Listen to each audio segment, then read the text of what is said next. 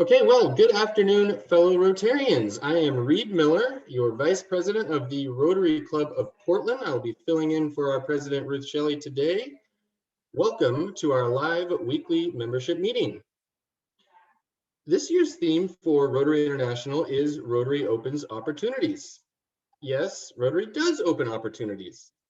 For instance, we'll be hearing from our Toastmasters Club today. Rotary opened the opportunity for me to join our Toastmasters Club. Joining Toastmasters was easily one of the best decisions I've made. I'm grateful for the relationships and the community that I gained through our Toastmasters Club, as well as the skills I was able to hone. And most importantly, I really enjoyed my time spent with our Toastmasters Club. Now, I would like to ask that Rotarians who have invited a guest to raise their real or virtual hand, and Jackie will call on you to unmute or introduce them. Or if you're a visiting Rotarian who came on your own, please raise your hand and introduce yourself, or let us know of your presence via the chat box. Welcome, all guests. Drew. My guest today is Deanna Cavanaugh, who is the Director of Development and Planned Giving for Morrison Child and Family Services.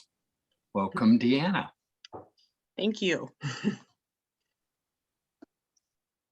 Welcome, Deanna. Is there anybody else? Any other guests today? I am. My name is Kirsten Havner with Ferguson Wellman Capital Management, and I'm here with both Tyler Wright and Dick Wingard. Welcome. Anyone Kirsten. else, just go ahead and wave your hand. Looks like that's it. Dick, do you have another one? I do. Kelly Scopel is on this call. She's from the executive with the YMCA. I'm looking to see if Jen Simonson from the YMCA is also on this. And, oh, we have Mari Bunage. Hey, Mari. That's it. Oh, no, Kelson Bartley from the YMCA is also on the call. All right, very good. Well, welcome all guests. Thank you, Dick. Thank you, Drew, and thank you all guests for attending. As you may have guessed by now, it is May, and I would like to extend a happy birthday to everyone with birthdays in this month. We alternate each week honoring birthdays and Rotary anniversaries. Please note the birthdays that we have here on the screen and reach out to wish our fellow Rotarians many happy returns. Happy birthday to our May birthdays. And now please welcome Rotarian Curtis Sherry to make an announcement for our U40. Good afternoon, fellow Rotarians. Like Reed said, I'm here on behalf of the U40 committee. Exciting news to announce. We have officially opened up our application process for the 2021 U40 program. Over the past year with COVID and everything, we took a really long and deliberate and hard look to figure out how we could retool that program to make sure that it best fits our goals going forward. As many of you know, that program is specifically focused on bringing in new members. Oh, there's a cat. Okay. Bringing in new members to the Rotary Club, members that are under 40, that are philanthropically motivated, that are leaders and up-and-coming professionals in their respective fields. Again, we're very, very excited about the program that we've developed so far. We do ask for your help. We are trying to fill that program with as many qualified individuals as possible. So if you do know people in your network that fit that description, please encourage them to apply. I believe Siobhan has put in the chat here the website for our application. Please send that out to your network, and I look forward to seeing who you all can introduce us to. Thank you so much, and talk to you soon. All right, thank you so much, Curtis. As a fellow U40 member and somebody that's gone through that program, I can't say enough good things about our U40 program, and I highly encourage any of you to reflect upon anybody you may know that fits that description of an up-and-coming future leader in our community. So great work. I appreciate all the hard work there, Curtis. Now, fellow Rotarians and honored guests, on behalf of the Rotary Club of Portland, it is my privilege to welcome a new member today. please allow me to introduce and welcome Tyler Wright, sponsored by Dick Wingard. Tyler, would you please provide a brief introduction of yourself to the club? Why, thank you. Absolutely. I don't know what the word brief means, so I was told I have about 3 hours to talk about me. We'll go ahead and try and trim that down by about 98%. Ouch, ouch. Well, it is a pleasure to be a member of the club itself.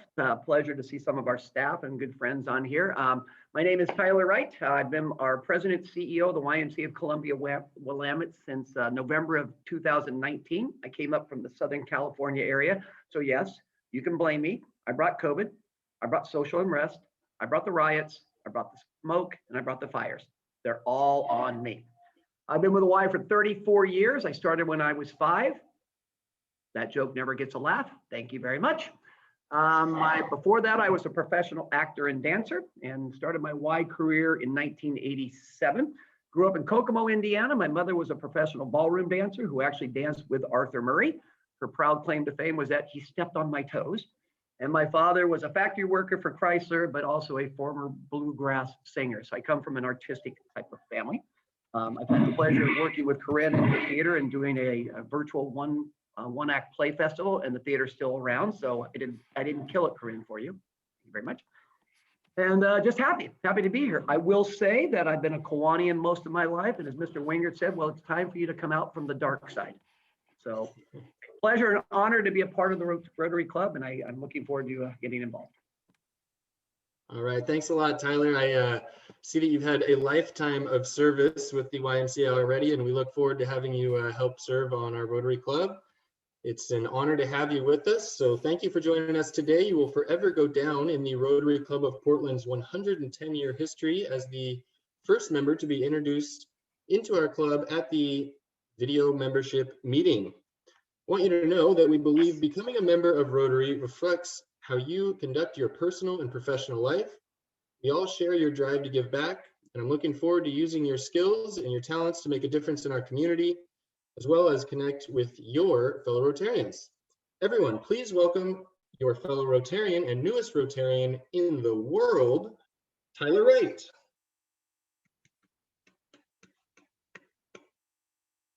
If we were in person right now, I'd be handing you your official Rotary pin.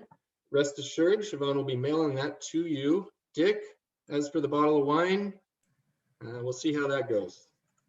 But thank you for bringing in Tyler. And Tyler, Dick has a way of doing that. He has a way of making people feel welcome and bringing them into a new community. I thank Dick for bringing me into our Toastmasters club. He was a good usher, brought me in there, and really appreciate everything Dick does for our Rotary Club as well as our Toastmasters club. So thank you, Dick, for your sponsorship. Now we are going to disappear and enter a virtual table talk. Please introduce yourselves with the others in your group. A minute or so before you come back to this main meeting, you'll get a visual heads up. And as we have not seen many of our fellow Rotarians for a while, I understand many of you will have plenty to talk about. If you would like to chat about a specific topic, I will suggest the subject of April showers brings May flowers. Do you have anything exciting popping up in your yards? And here we go. And now onto our program. After our speakers are finished today, if you'd like to ask a question, Jackie, thank you very much, will be moderating the Q&A through the chat box. So please get your questions queued up in the chat box. And now please welcome Rotarian Dick Wingard as today's chair of the day. Welcome, Dick.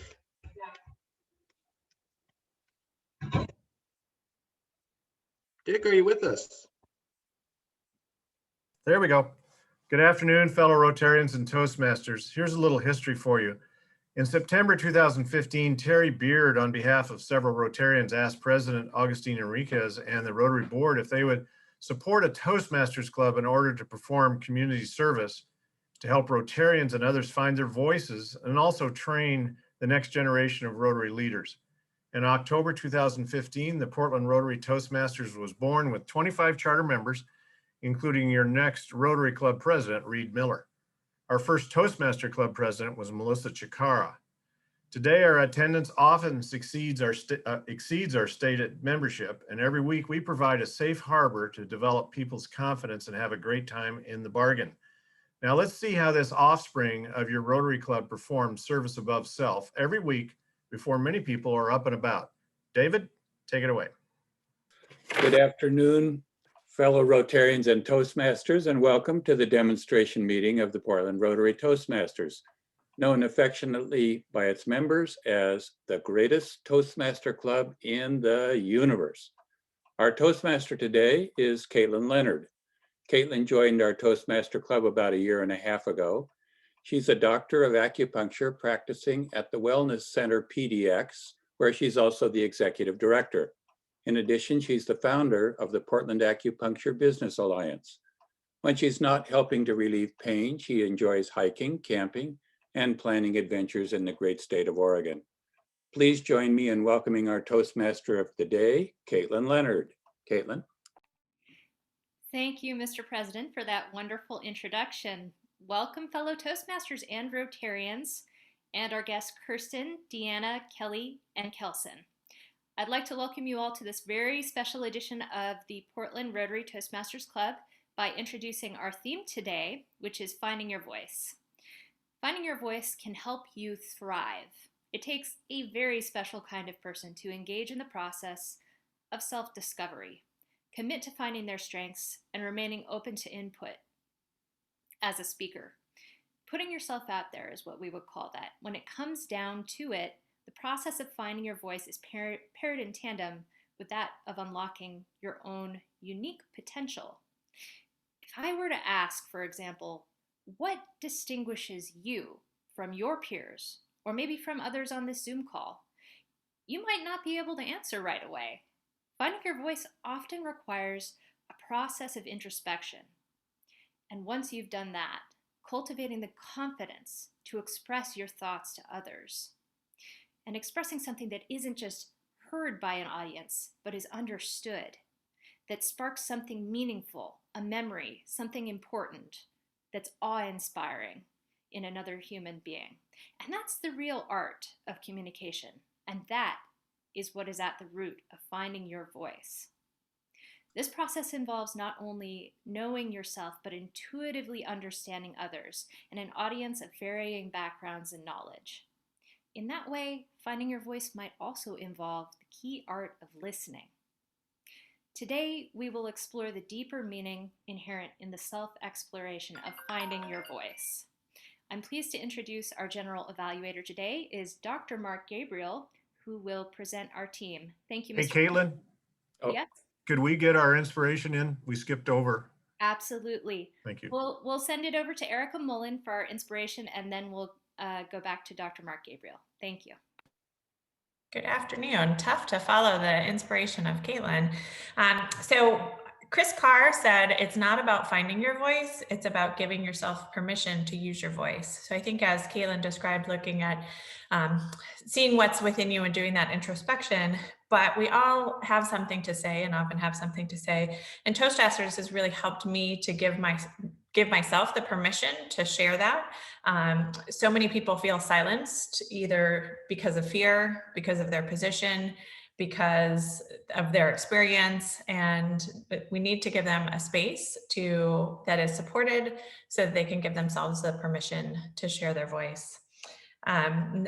Finish with a quote, "Your voice is the most potent magic in the universe." So I invite us all to today think about giving ourselves permission to find and use our voices. Thank you. Thank you so much, Erica, for that wonderful inspiration. We will now send it over to Dr. Mark Gabriel to introduce our team. Thank you, Caitlin. Thank you so much, Erica, for the inspiration. My name is Mark Gabriel, and you might call me the older version of Curtis Shirey. I'm really, really glad to be the general evaluator for the Toastmaster meeting today. And as we go forward, we do have a great evaluation team today.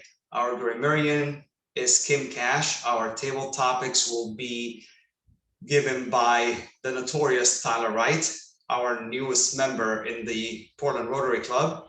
And our timer is going to be Emily Alimanos, and our counter is going to be Dick Thomas. And for our speaker, the speech evaluator is going to be Curtis Shirey. I'm going to give it back to you, Kaylin. Thank you. Wonderful. Thank you so much, Dr. Gabriel. I'll now send it over to introduce our table topics master, Tyler Wright. With our speaker requesting 9 minutes today, I would suggest we keep table topics at 45 seconds per topic. Thank you. Go ahead, Tyler. Hey, Caitlin, we need a grammarian, kid. Ah, very good. So we will send it over to our grammarian first. Thank you, Caitlin. Tash. Yes, thank you. Our word today is cogent. Means clear, logical, and convincing. At Toastmasters, we all seek to be cogent public speakers. Cogent. Wonderful. We will have some cogent speeches today, I'm sure. And we can go ahead with Tyler right now. Thank you, Caitlin. Cogent is not a term that ever collides with me in a sentence, so thank you for that particular word. So since today is finding your voice as our theme, we have chosen 4 table topic conversations related to that particular theme. They're posted in the chat room. For those who are not accessing that, the table topics are: how has Toastmasters assisted you in finding your voice? Name a time when you used your voice to serve our communities. My favorite, what is your favorite song to sing in the shower and why? And then we always have a wild card, so anybody can choose. So I'm going to call upon 9 of our Toastmasters to use 45 seconds to pick one of those topics and how they would like to use their voice. So with that, I'd like to ask Jackie Carroll to go first with Mr. Terry Beard on deck. Jackie? Good afternoon, fellow Rotarians. Jackie Carroll, and I absolutely love Toastmasters. You guys should definitely check it out. It's amazing. I have definitely found I'm much more at ease in front of larger groups, whether I'm giving a class to beginner pool players or experienced pool players. It's much more, I find it easier to address or inspire them to find their inner champion of the game of pool. And I really enjoy it. I hope you check it out. Fantastic. Thank you so much, Carol. On right now at bat is Terry Beard, and on deck is Curtis Shirey. Thank you, Tyler. Thank you, Rotarians, Toastmasters, and Rotarian Toastmasters. I'm going to pick number 1. Toastmasters is an incredible environment. It's supportive and encouraging, and there's people at all different levels of speaking abilities, and the primary purpose is to find our voice. And in the process of doing so, there's one great community. We're seeing about 30 people or more in a hybrid meeting each Wednesday morning at 7:15. And being a part of Toastmasters, I've gotten to know a lot of people on a very intimate level. There's a lot of sharing that goes on in the process of personal growth and development. Fantastic. Thank you, Mr. Beard. At the plate is Curtis Shirey, and on deck is Emily Alimanos. I'm at the plate. So this is the easiest table topic ever, because when I think of what song I want to sing in the shower, it is no question. It's from about 2006, 2007. A singer got nice, cool little dreadlocks. His name is Lloyd. And he did a collaboration with another rapper, even nicer dreadlocks. His name is Lil Wayne. They have a song called You. It's just like a nice little smooth little R&B type song with a little bit of rough hip hop in it too. So that's what I'm all about. And you guys should check it out. And I know all those songs. So thank you for that. Fantastic. All right. Thank you, Curtis. At the plate right now is Emily, and on deck is Michael Sandoval. Good afternoon. So I am relatively new to Toastmasters. I've been in for less than a year, but in that time, I've come to appreciate finding my voice because it's a very safe space. Everyone shares things about themselves that you don't really get to know about people just like in passing or at work. So I appreciate the community that it's given me, and it gives me things to think about during the day, new words, ways just to improve on my communication skills. Fantastic. Thank you, Emily. Now swinging for the fences is Michael Sandoval, and on deck is Claudia Porter. Well, good morning, everyone. I'll go with the choice one. And to me, finding one's voice is synonymous with enriching one's life. And that flows from the confidence gained by participating at weekly Toastmaster meetings.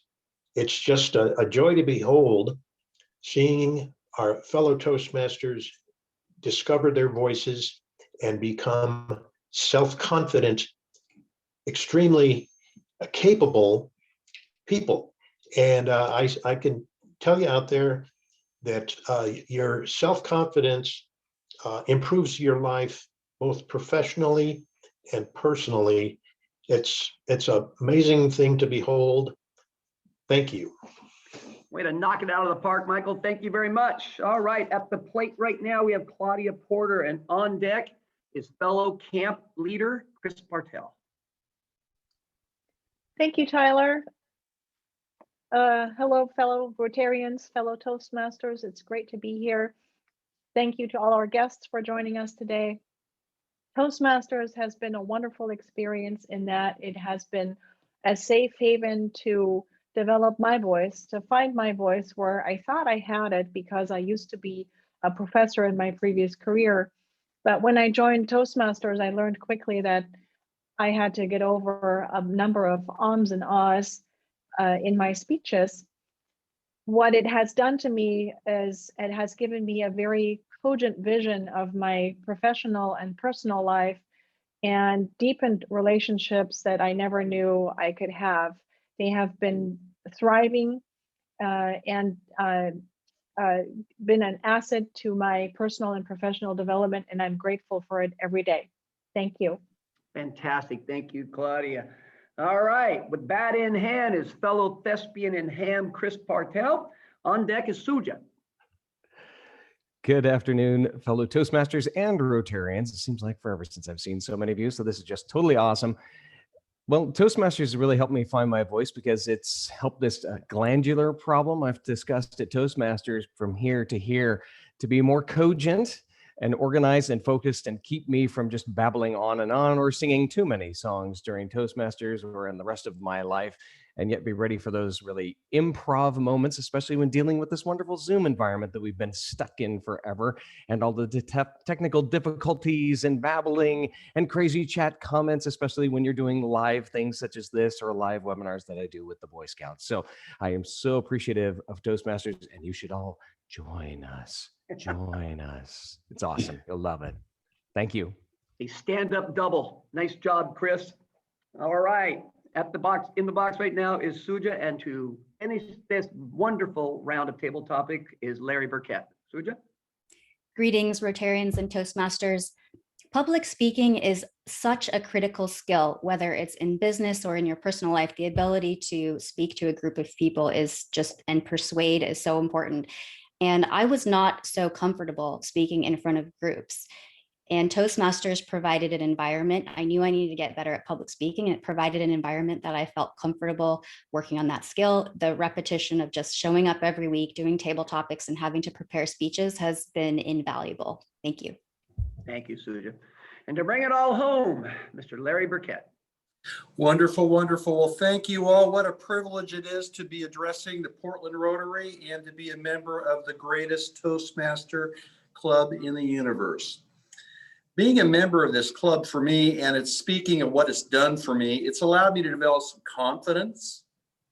And it's really a stepping stone on the path to become the man I'm destined to be. And it's so important because I want to improve my life. I want to grow. I want to be a leader and an inspiration to my children and grandchildren. So this is an integral part. And I want to thank Terry Beard for inviting me 2 years ago to make that big step. Thank you. Thank you, Larry. Thank you all who participated in table topics. And Caitlin, I turn it back over to you. Thank you very much, Tyler, and thank you again to all of our table topic speakers. I am excited now to introduce our speaker, Suja Sham. She will be requesting 9 minutes today. After growing up in California and living in many different states, Suja has made Portland her home for the last 10 plus years, where she resides in the Irvington neighborhood along with her partner, Ben. Suja is a real estate entrepreneur who has built her own portfolio starting from nothing. She's now in the managing principal of the private equity firm Lux Capital, which helps everyday investors invest passively in commercial real estate. Suja nurtures her love of adventure, challenge, and exploration through numerous pastimes, including mountain biking, triathlon, roller skating, open water swimming, gardening, volunteering, and lots more. Suja, the title of Suja's speech is Igloos, the Art of Self-Preservation and Enjoyment in the Snow. She's asking for 9 minutes. Go ahead, take it away, Suja. Thank you so much, Caitlin, and greetings, Rotarians. Today, I'm going to cogently discuss a subject that may sound strange and perhaps even intimidating to some of you. That's winter snow camping. As the seasons turn and the Northern Hemisphere becomes covered in snow, there are amazing and beautiful places that become inaccessible and inhospitable. Sure, the ravens can get there, but people who rely on automobiles and snowplows, there are places that become simply terribly difficult to get to and to explore. I've discovered that there are ways to access these places and stay for days on end. The rewards are many for those who are willing to prepare, pack, and plan for a several-day expedition into the snow. In general, I try to time my snow camping trips in between winter storms and underneath the full moon. You see, fresh snow and evening light create ideal conditions. I'm now going to share my screen so that you can see some of the photos from our recent trips.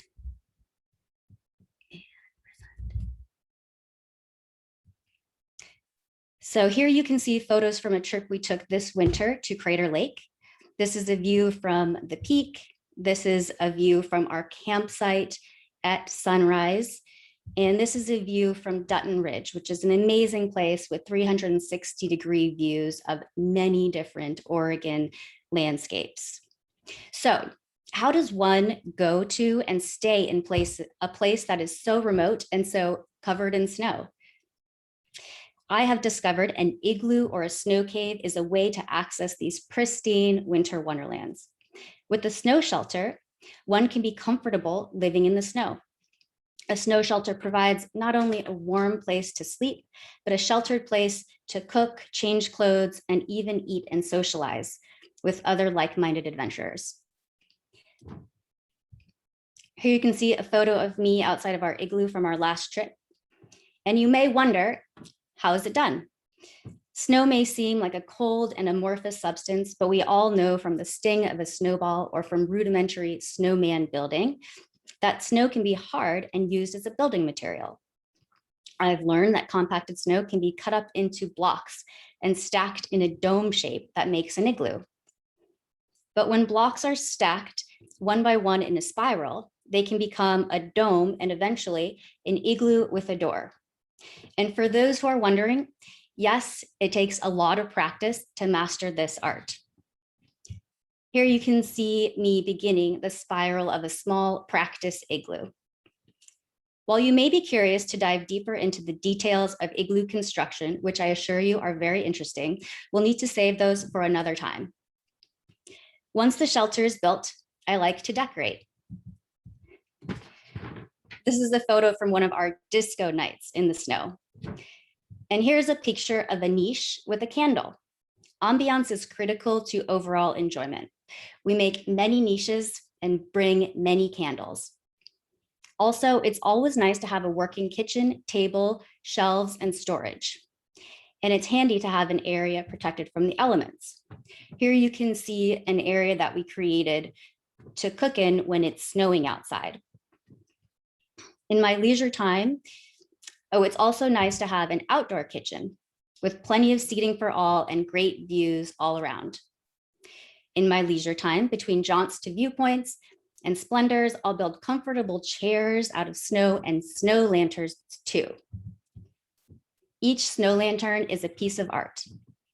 You might wonder, this sounds pretty and cute, but how does one stay warm? The long and short of it is, yes, it is challenging. I would have to say the number one rule is dry means warm. There are two main sources of moisture. One is your own perspiration, and the other is precipitation. Snow can melt if it lands on your skin or another warm surface. I bring extra clothes, but not too many. Still have to be strategic about weight and bulk. And when all else fails, a brisk moonlight hike can warm even the coldest of toes. In fact, here's a picture of Crater Lake under the full moon.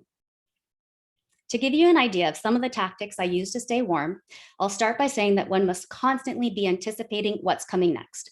For example, when setting out from the car, I know that I'm going to be working hard. If I have too many layers on, I will get sweaty. Sweaty means wet, so I'll wear just my snow pants, no long johns or fleece pants underneath. I'll use the top half of my body to regulate my body temperature. And what I mean by that is I will be prepared to add and remove layers as necessary to my top, but my bottom layers won't change.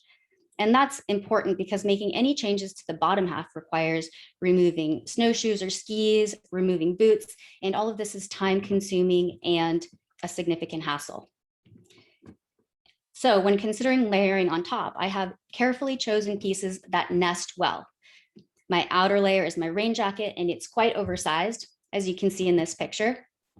Underneath, I have a thick down jacket, a down vest, a fleece vest, another thin down jacket, which fits over a sweater, which fits over a long sleeve shirt, and finally a tank top.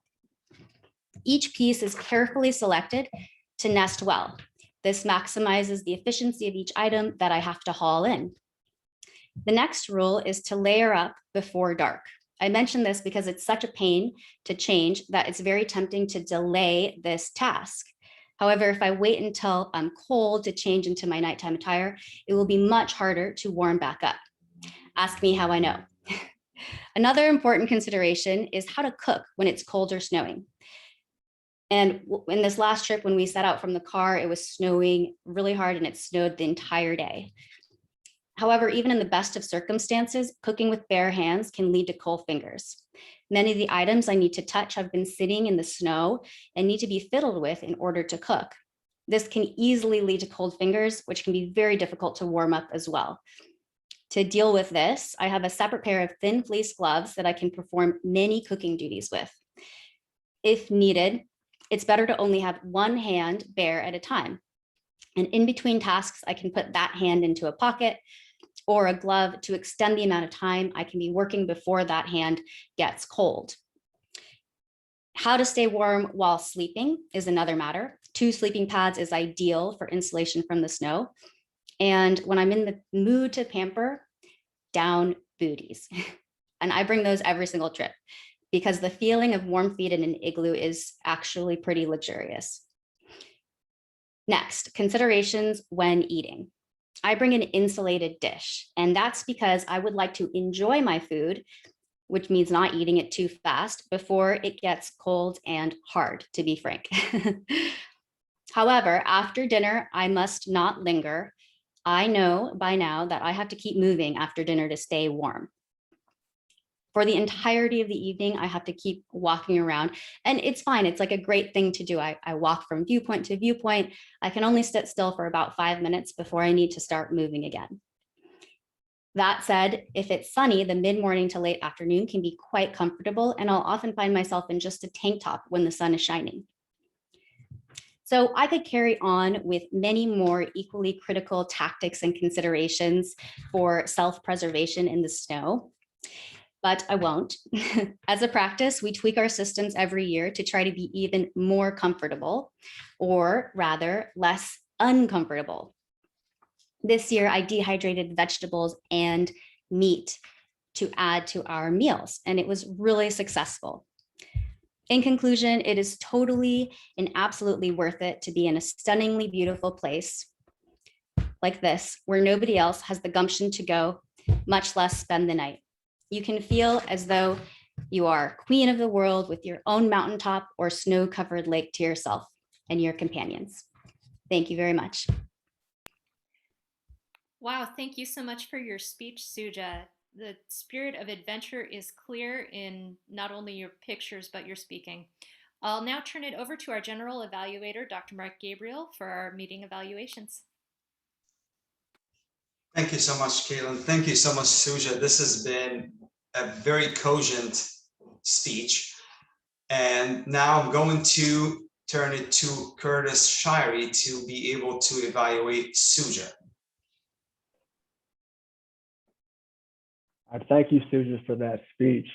For those of you who don't know, Suja definitely has a lot of outdoor experiences that she shares. And personally, I've always really appreciated, I think the word she used was gumption, of being able to go out there and deal with a lot of that stuff. Really, one of the strengths I saw in your speech, Suja, was it definitely felt like you were very prepared. You were able to incorporate a visual. You were able to leave the screen. I was still able to follow what you were talking about, and there wasn't any lapse in your focus or the delivery of your speech there. And on top of that, you were like perfectly on time, which obviously takes a lot of preparation. As far as things to improve on, just talking to you personally, I find you very easy to talk to. I enjoy talking to you. I think sometimes we allow ourselves to be so prepared that we forget to be who we truly are in a speech or in a conversation. So that would just be my one feedback, is really embrace who you are as a person and let that conversation just kind of flow off naturally, and just being a little bit more comfortable with it. But thank you again so much. I really enjoyed it.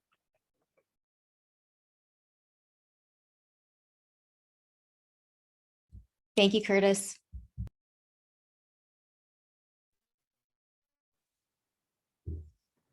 The timer report.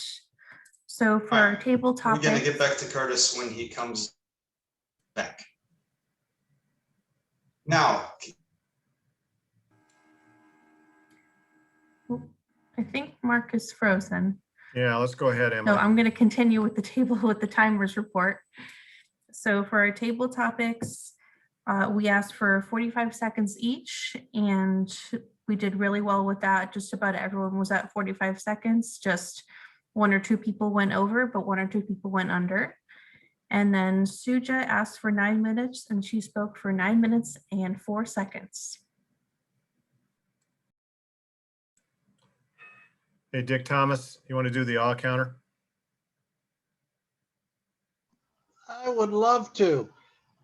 This afternoon, we had 14 ahs that I counted, and I might have missed one or two, but I think that overall, that's a very good job given the circumstance that we're operating in today.